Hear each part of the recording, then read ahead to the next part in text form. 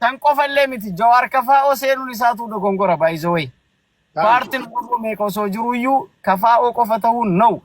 Jawaar humna haarawaa nama haarayaa akka haarayaa waan haarayaa qabatee dhufuu qaba ture Jawaar. No way. Sigale ambaazee an abbaa qeequu qabaadhullee abbaa fedhe qeeqaa waan natti hin fakkaatin hin dubbadha sigale. No. Amma yeroo baay'ee bar ijoollee badhaadhina deeggartuun ta'u. Kankoo qabsoon kiyyaa badhaadhina malee uuyi jedhan. Maanni? Biyyuu waan nyaata dhabe meeti badhaadhin. Where?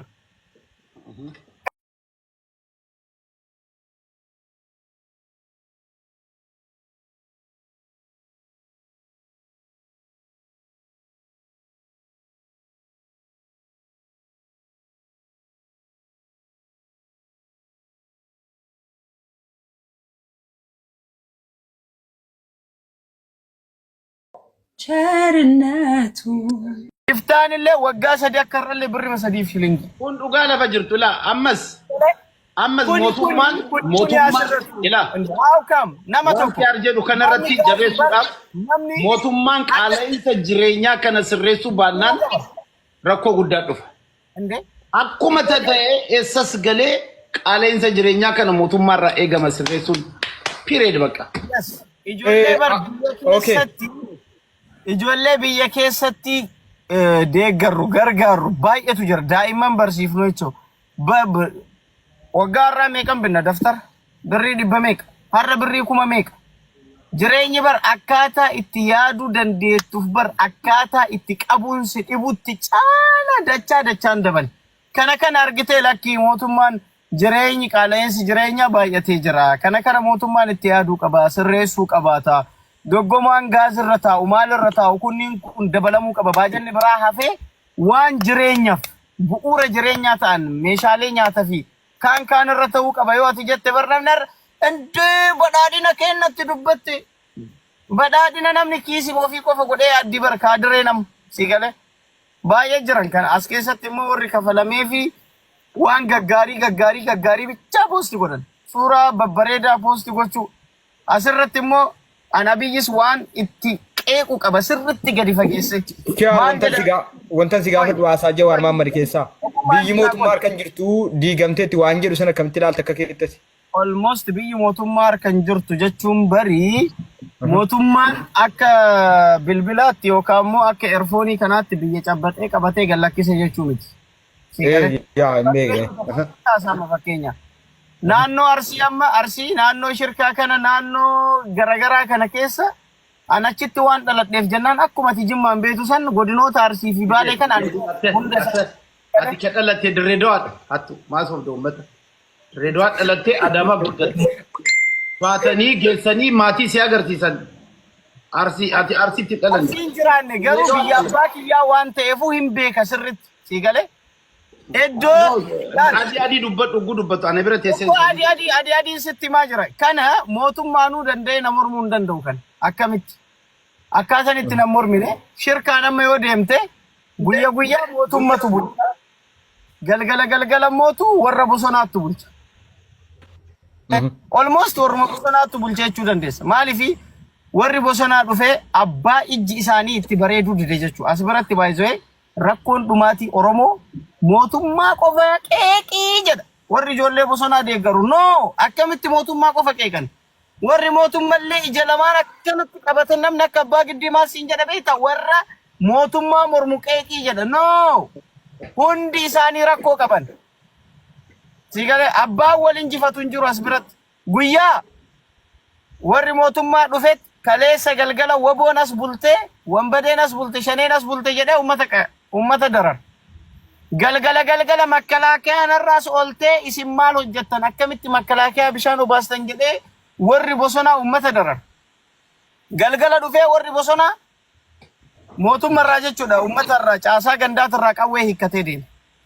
Guyyaa kaadireen dhayxee federaala makiinadhaan fe'attee dhayxee uummata walitti qabdee qotee bulaa waan nyaatee bulu hin qabne kaleessa galgala beekaa shaneef qawwee mootummaan isinitti kennitanii bitaa fidaa jettee amma dawwalii gaafadhu biyyi. Dhiis waan asitti haasa'u kana maal akka hawaasan jechaa jiran beektaa mootummaan guyyaa midhaan kiiloo 35 xaafis qamadis irraa guuramee gurguramee hawaasa qotee bularraa qawwee warri abaa'oo irraa hiikkate san hoggansi gubbaa yoo jara dararu kaadireen gandaa akkas gooti. Uummata irraa qarshii walitti qabdee qawwee bittee deebistee ittiiti. Qawwee jarri ittiitu san galgaluma san dhuftee ijoollee woboo irraa fudhatti. Borummoo isintuu woboo wajji jira, isintu woboo hidhachiisaa jira, isintu qallabaa jira jedhanii qotee bultoota meeqa, sheekota meeqa, abbootii gadaa meeqatu mana hidhaa jira amma. Dhugaa kana maaliif hin dubbanne, maaliif mootummaa hin qe'e? Qeequu jechuun bar mootummaa aangoo gadi lakkisii miti. Wanti sirriin taane haasirraahuu jechuudha bar. Inde haga yoo mititti dararamna qoynu.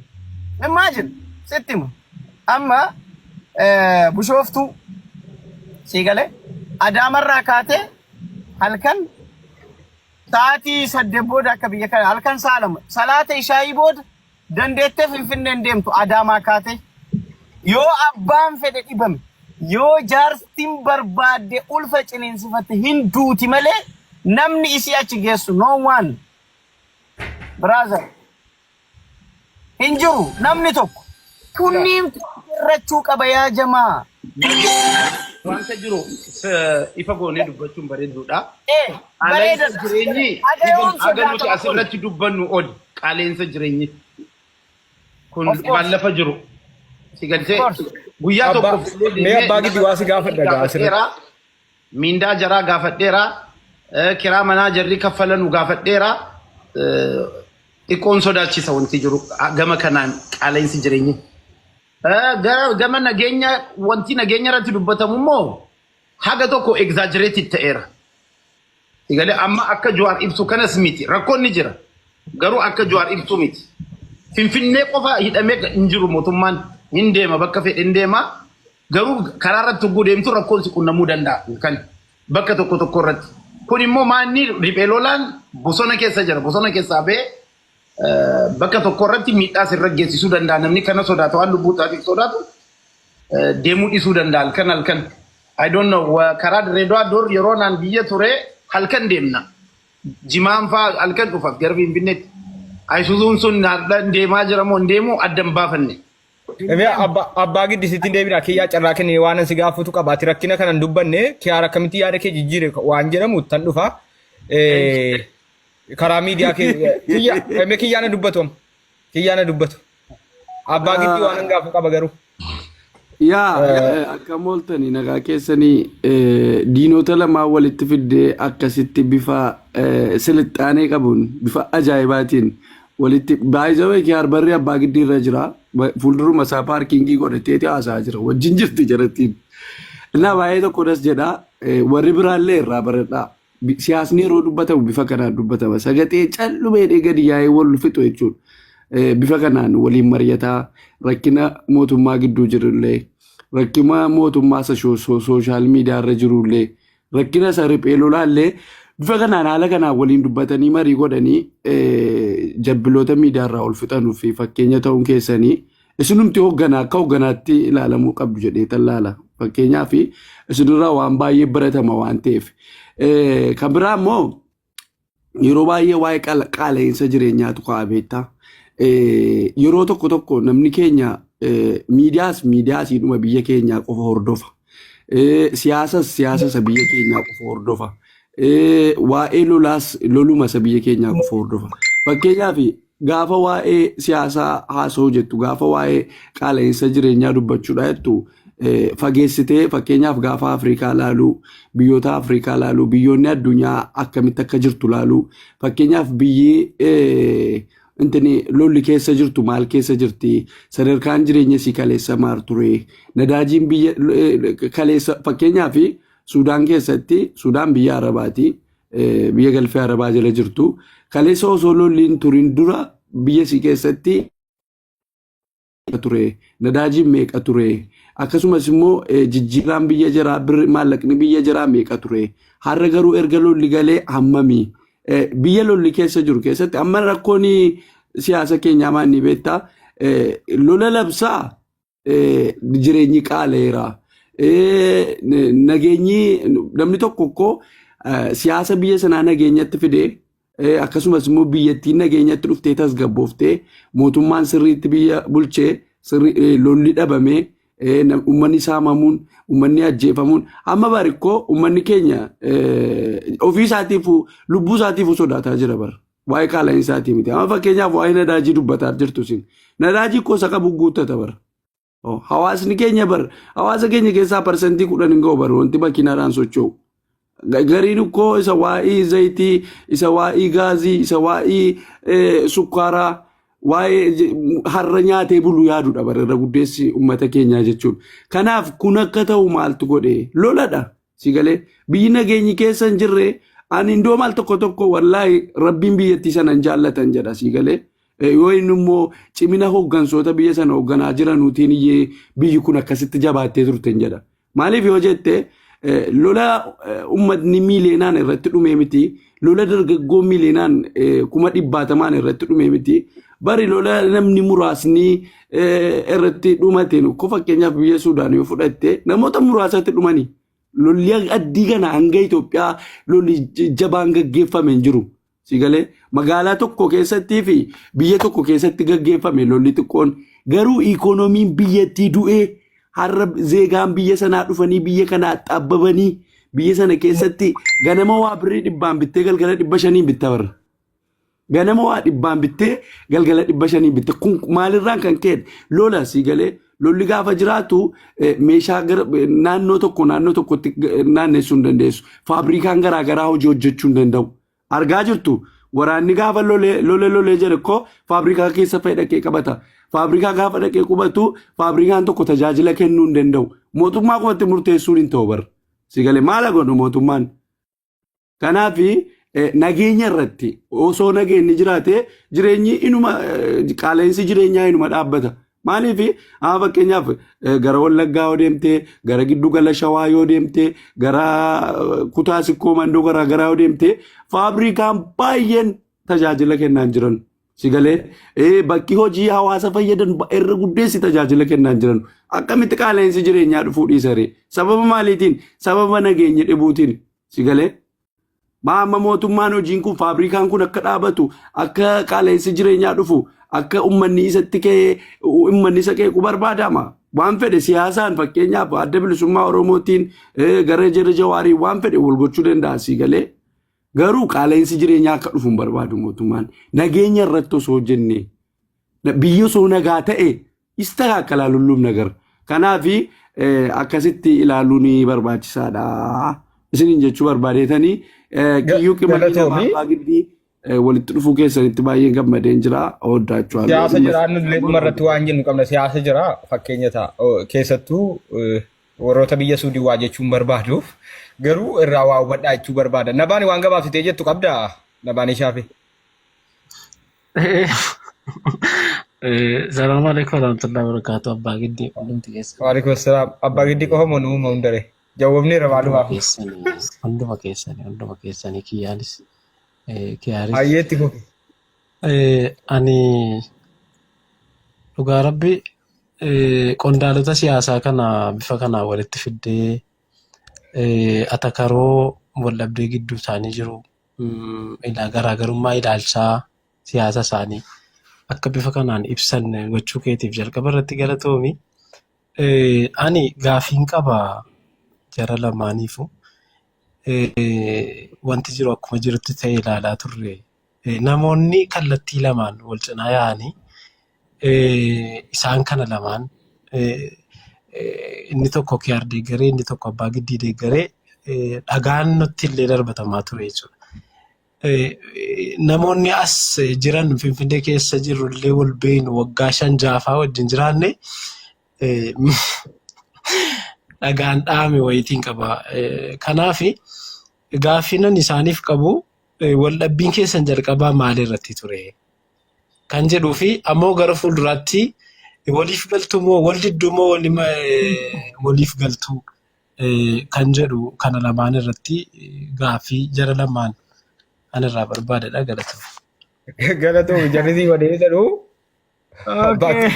baameli waa fitira qaara baagiddi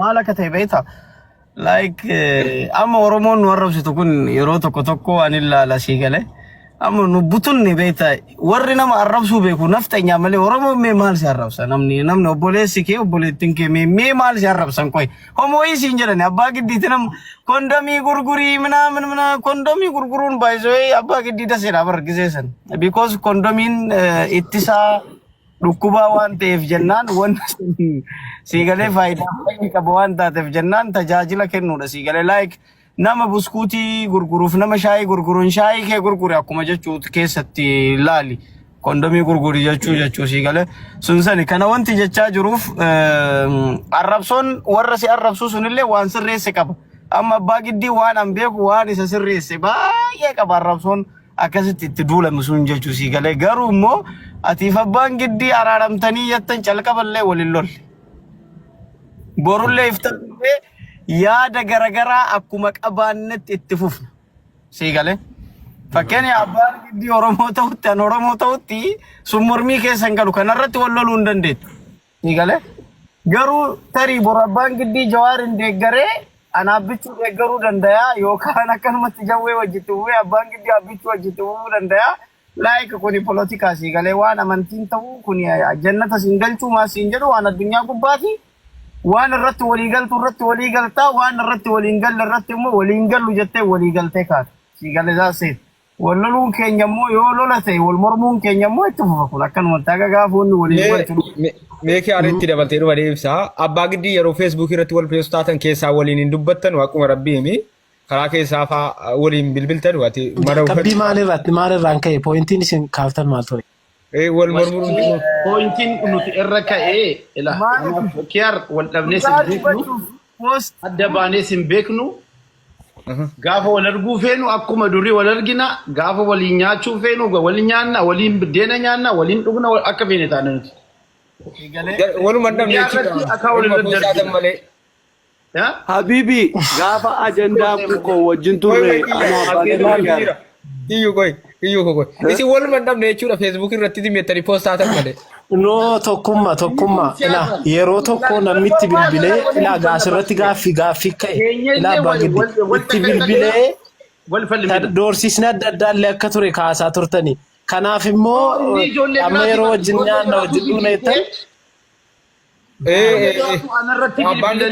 namaan kaarratti informaatiina wayinaa kaa'ee ture nama biraate kiyaara miti yaadi naagaleera yaadi keessumsi naagaleera sirrii jette garuu nama biraa akka ta'edha. Amma isin kiyaar abren bare lamdim dabbukuት እናንተ hiyyuu kokoy kiyaar abbaa giddii jedhaan hojii wayin qaba deemuufan isin dhaggeeffataan deema. Hayye waan koy kiyaar wannan jedhu mormaa ture sun waan sirriiti. Sirriidha miree waan sirrii bakka. Itti dhumna kiyaar. Itti dhumna. Atiif abbaan giddii keessaa waliin bilbilti Facebook irratti komentii walii xaafaa dhufu. Like amma nuti maati siigalee abbaa giddii hojjamma waan hiriyyummaa waan TikTok fi Facebook bira darbe walitti qabnaami. Namni waan san qabu immoo yoo abbaan giddii waa postote namni screenshot godhee natti argate. Ila jaarfate dubbattee naan jedhan okay jedhee qabee waan wayii itti postota abbaa giddii irraa siigalee. Baay'ee babar. Bartee siyaasa sinirraa barachuu qabdi uummanni. Wallaahi billahi sinirraa barachuu qabdi. Ijoollee lafarraa qofaa miti bar tokkummaa. Baay'ee anaaf abbaa giddiitirraa baratuu qabu. Hanga namoota pirezidaantii ta'anii fi warri amma biyya bulchaa jiranillee barachuu qabu anaaf abbaa giddiitirraa. Baay'ee yeroo meeqa wal argitan eegaa wal arrabsuu eegaltanii jechuun wal arrabsuu jechuun Facebook irratti wal qeeqaa jirtu. Yeroo 12 kufee inni nama gandaasisiin jedhaa jira yeroo meeqa wal argitan eegantana wal bira dhaqxan I think kalee galgala mi guyyaan arbaas hojii nyaanna sun kalee galgala Duriin bulle habibi qidaameen gaddaa kaleessa naguma waliin haasoftu Achira inkosta Sauye gaafa laayiviin kee abbaan giddii abbaa jawaarii jechuun akka Arsenaal jedhu ana abbaa giddiiti kiyaar wajjin jirra barsoo manni miidiyaarraa maraatu. Waluma bira ta'anii jechuudha. Wajjiniin jirra teenyee wal tarbaa wajjin ta'u. Mana keenya turreen kiyaar illee ni jira guyyaa sana manuma koo. Amma maaliif waan tokko jira beeta. waan hin baratamin tokko yeroo baay'ee Jawaar deddeebi'ee naasees waan kanarratti maal jedha Jawaar yeroo baay'ee miidiyaan gaafatu qawween yeroo baay'ee waltumnee biyya kana bututtinee duubatti deebisne biyya kana wanti hangaarraa Itoophiyaa keessatti hin yaalamin yoo jiraate xarabbeezaa gubbarra gadi taa'anii eegalee xarabbeezaa gubbarra gadi taa'anii waliin mari'atanii yaada caalu yaada injifate yaada moo'ate yaada wayyaa qabu caalchisanii muudanii yaada wayyaan qabne fudhachuu dhiisutu iyyuu hin yaalamini kana yaaluu qabnaa jedha Jawaar. Fakkeenya amma tokkummaa atillee yoo dhugaa dubbadhee jedhe hundi ilma Oromoo ka ta'e barti isaa bara wayyaaniin biyya bulchaa jirtu san eegale yeroo wayyaanii san ilma Oromoo ta'e namni wayyaaniin qawwee malee hin buutuu bakka hidhachuu qabna jedhe amana namni martaati mataan keen beekta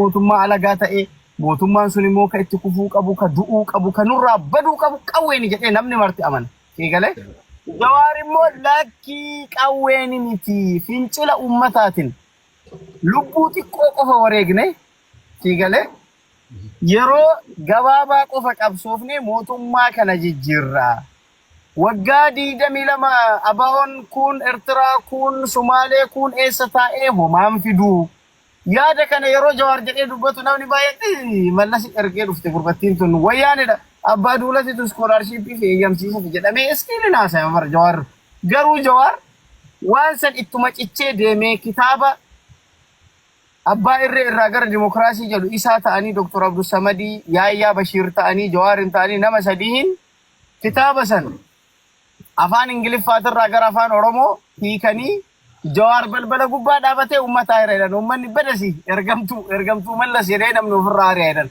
eegalee waggaa 17 akka irraa garuu Jawaar itti fufee kitaaba isaarra doolaara miliyoona baay'een gurguree hawaasa kumaatamaan lakkaa'amu biyyaa biyyatti socho'ee yaa'anii dhaqanii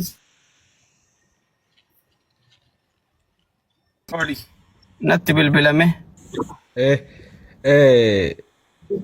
nam fixa milkaa'ee jira Jawaar mootummaa karaa nagahaatiin kuffisnaa jedhu sanillee itti milkaa'ee kitaaba eebbisiisuuf barreesse san dur kanamaa torgo afaan Oromootti hiikee isaa maxxansee doolaara miliyoona baay'een gurguruu danda'ee jira siigale kanaafuu wanti nan jechuu barbaade yaada keenya wanti kun waa wal qabatuuf akkuma Jawaar jedhe san wanni biyya kanatti hin yaalamin wanni biyya kanatti hojirra akka ooluuf itti namni hin tattaafatin yoo jiraate karaa nagahaatiin waliin nyaachaa waliin qabsaa'aa yaada mo'ataa ta'e laayika akka Ameerikaa ammaa Kiyaar maaltu ta'e beektaa oolota suudii keessaatiif fakkeenya guddaa ta'a kun qoosaadhuma akka qoosaatti ilaaluu danda'ani fakkeenyaaf natti nama dhugaan Jawaariin deeggaru beekamaadha kun abbaan giddii nama milishaa caala mootummaa deeggaraa jiru nama milishaa hidhate caala nama kaabinee caala mootummaa deeggaraa jiruudha waan garaasaa keessa jiru beekamaadha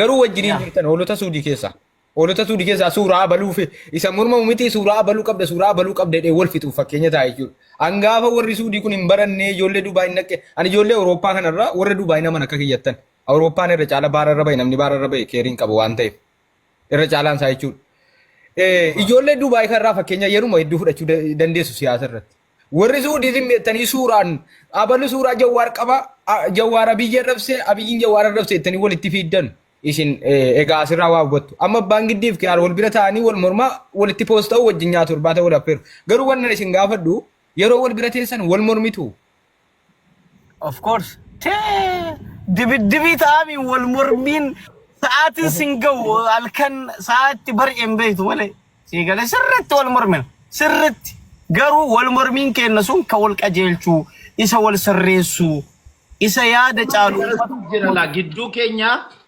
waan wanti hubatamuu qabu tokko jira la wanti hin dagatamne tokko badhaadhina jedh kaafaa'oo jedh abaa'oo gidduu maaltu jira oromummaa wanti jedhan tokko jira la dantaa Oromoo dhimma Oromoo jira namoota qaamota gidduu sadan gidduu kana keessa jira dantaan Oromoo sigalee ati kana eegsifne no kun eegsisaa asirratti ol falmita malee qaamni biraa yoo dhufe sadan kun tokko ta'u kana beekuu qabdala Amma asii abbaa gidi waan dhugaa baasee jirra waan ati Facebook irratti dubbanne waan kee dubbatee hundinuu dhugaa itti maa barreeffama Jawaar mormii tareega kun dhugaa ta'e maal Jawaariin mormuun barbaachise Maal hundinuu dhugaa kanan jedhe.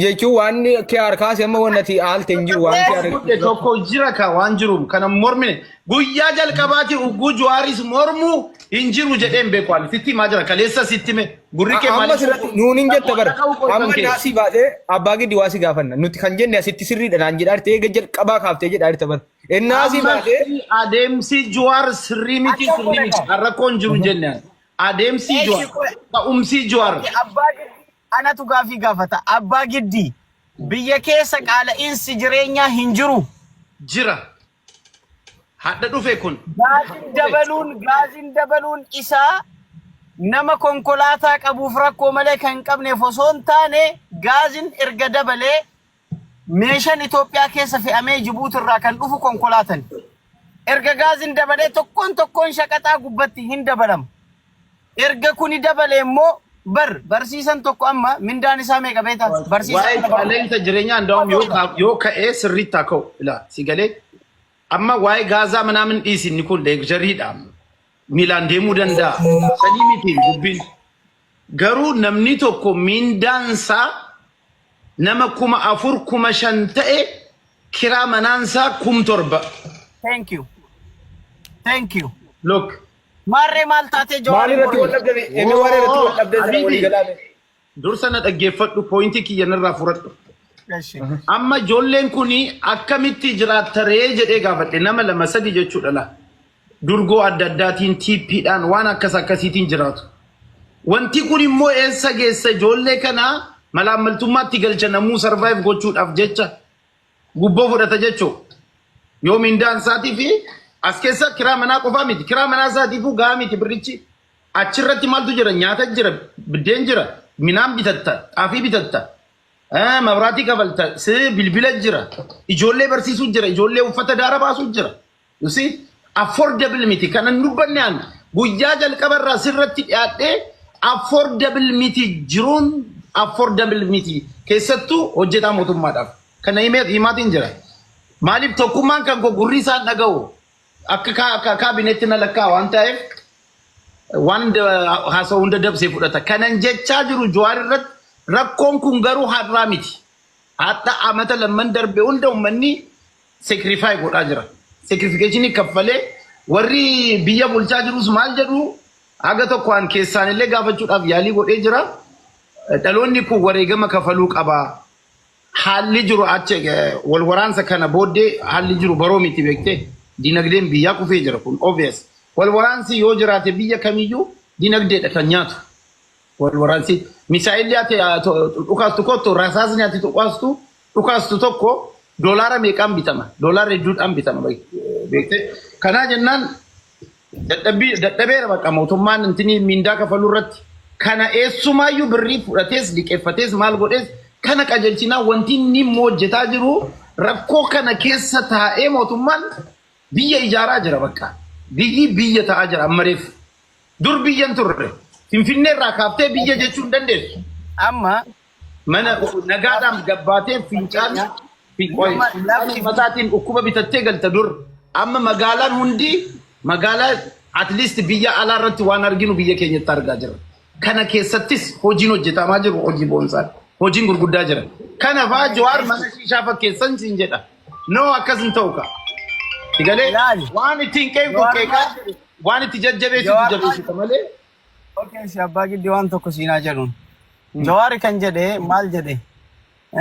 Gondariif Gojjamitti illee ibidda shidee mootummaan kun Beenishaangulitti akkasii, Wallaggatti akkasii, Arsitti akkasii gamaa gamana ibidda ofitti qabsiisee goojjoo bareedduu takka ijaaratee bilisiqinnaa daseetii gubbaa ta'a Finfinnee.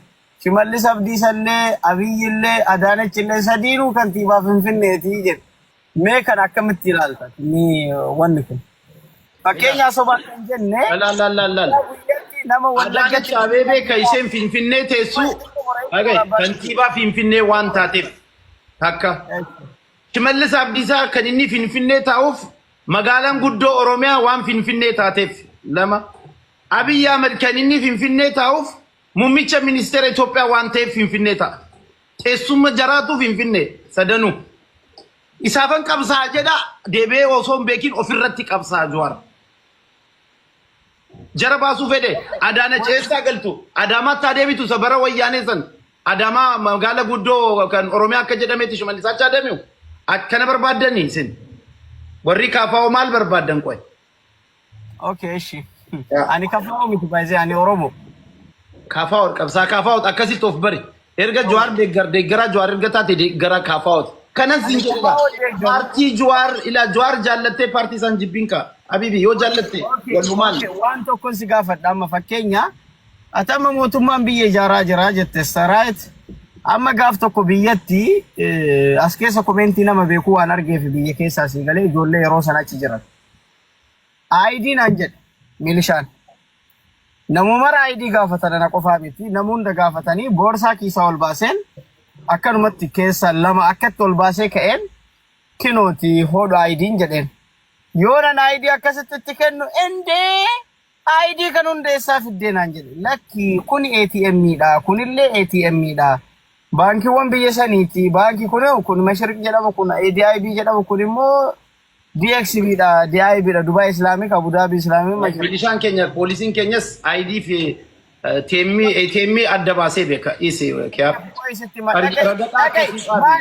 abbaa giddi waan barbaadu dubbadhaa na dhage akkamitti waan barbaade dubbata waan fakkaatu dubbatu kiyaa toonji waan fakkaatu dubbatu waan fakkaatu wallahi kun dhuga intau achi booda manjaa fiqaadii illee jettee sirkaan fuudha laa manjaa fiqaadii fi ID adda baasuu dadhabe yoo jettee ATM tokkuma biyya hundarratti karaan kiyyaa miti hinaasee callisa achi booda irraa wal marmine maaltu rakkoo biraan irraa qabda moo ID'n kun maal jechuudha kun expired kun immoo ka konkolaatatii kana jedheen qabe achumaan ati qoratamuu qabda jettee milishoonni lama ijoollee biraan kaasanii poolisii biraan geessan digalee akka carraa ta'ee garuu poolisichi isaan nageessan bira na beeka Adaamatti digalee kiyaaroo maal irra baay'isa silaasittis naan jedhee bakka qaqqeesnee like narraa fuudhee laaletumaan hodhu ay kun ID dha kun ATM dha maal ilaala jira barii jedhee poolisichi osoo poolisichi sun akka carraa ta'e yookaan nama nan beekne ta'e yookaan waan wahii ta'e milishaan sun bar na hiitellee iddoo seeraa nagi fiddee seeran waan an adabamu nan adabdu achi naan deemtee na tumteetuma sii galaami gubboo narraa fudhattee na ariiti kun immoo hafuu qaba isi warri kaafaa kun maaliif milishaa akkas jibbitu qoy rakkoon keessan maali gaafii wayii gaafadhu abbaa giddi giddudha mata mahayyini miti qeerroon amma jirtu hiriira akka hin baafne qeerroon hundi milishaa taatetti rakkoon keessan kana abbaa giddi kiyaarii fi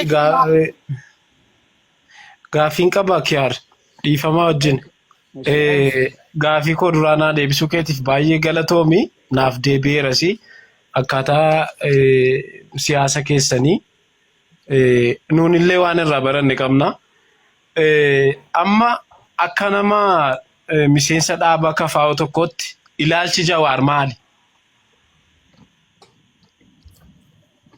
ilaalchi Jawaar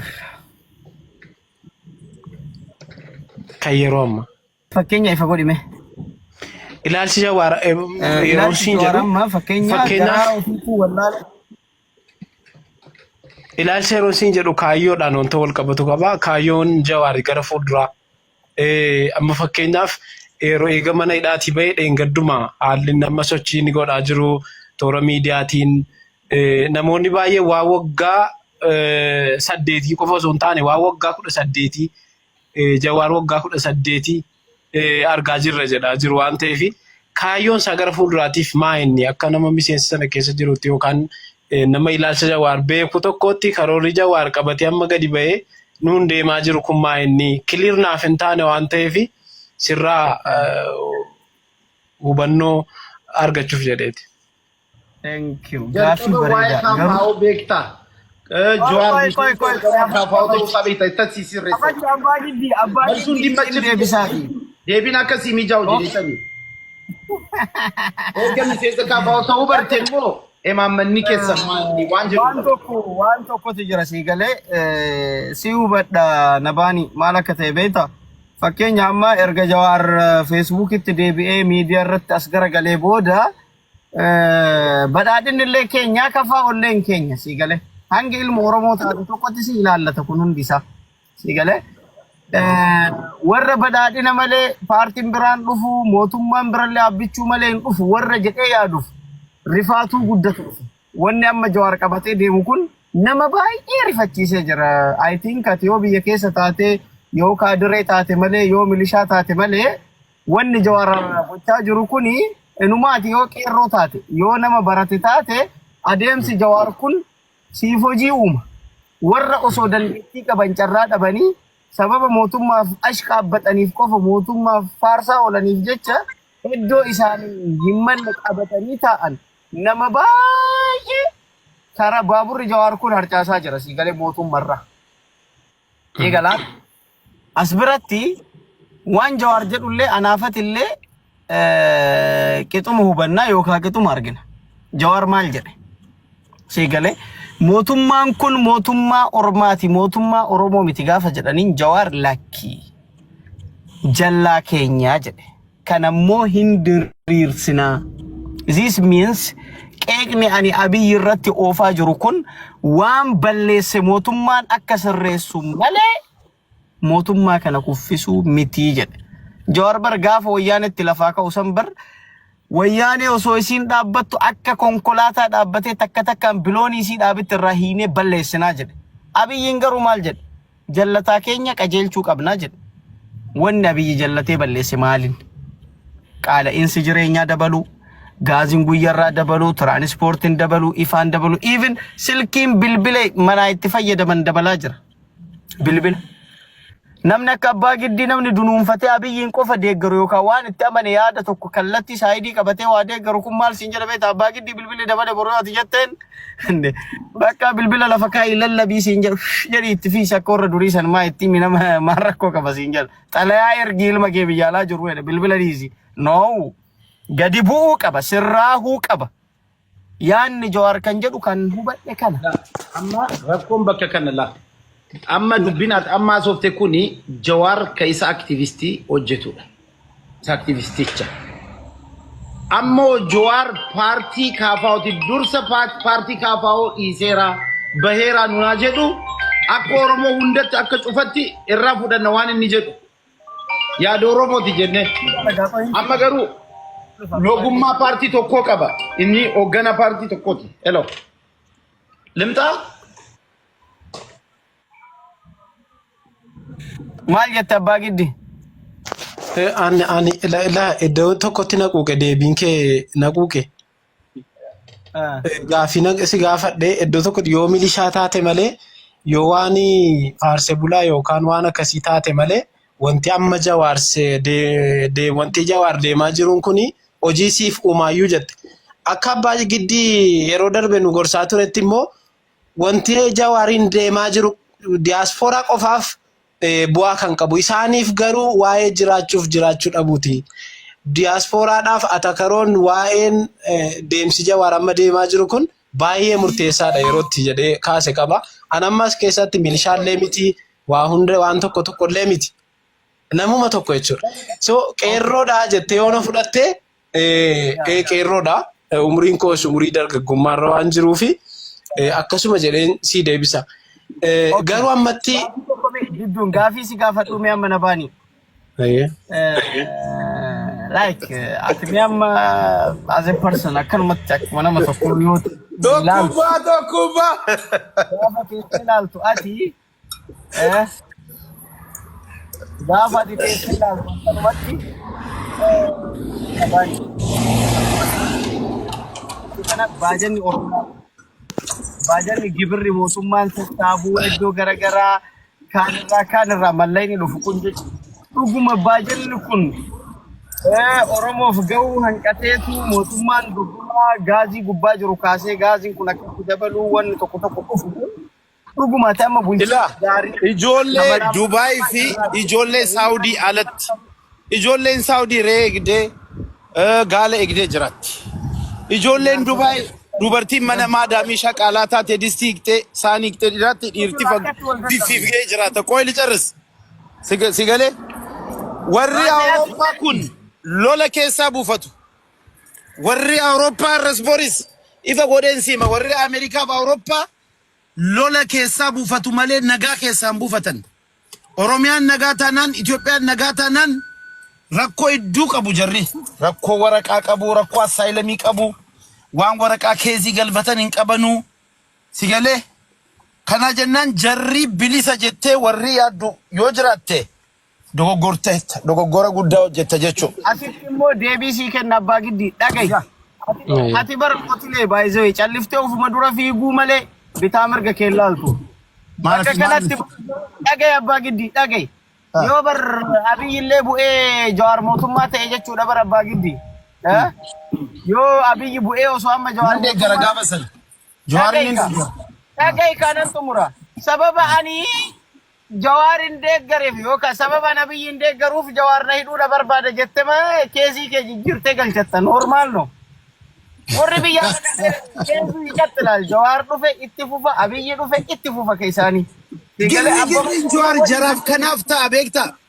Dhiira ka akka Umar Suleemaan kan yeroo daandeemee waraqaa isaa fixate. Ka akka isaatu waan isa quuqe gaafata malee kan gaaffiin barbaadu. Suuraa waliin ka'u ni tokko nagarree mirqaana takziinaa isaa waxxaree suuraa tokkitti Jawaarii waliin nakaasi gunni jedhu suuratti sanan barbaada beektaa keeziidhaaf barbaada hundinuu kitaabattiidhaan wal maxxanse kitaabicha namni dubbisee wana kudhan guutu kabite keessa diaaspooraa kitaabicha fudhatee deeme keessaa kan tiraasii godhate sa'aatii itti dubbisuun qabu gattaa'ee kitaaba dubbisuu dhiisi waan itti bahee biraa haqiiqaadhaan yoo dubbanne ijoolleen Dubaay yoo deeggartu onnee keessaa deeggarti yoo mormitus onnee irraa mormiti ijoolleen Saawudiillee akkas kan jara Saawudii ka fiixa bahee maa inni hubannoo dhabuu barumsa dhabuu siyaasa wallaaluu of wallaaluu obboleessa ofirraa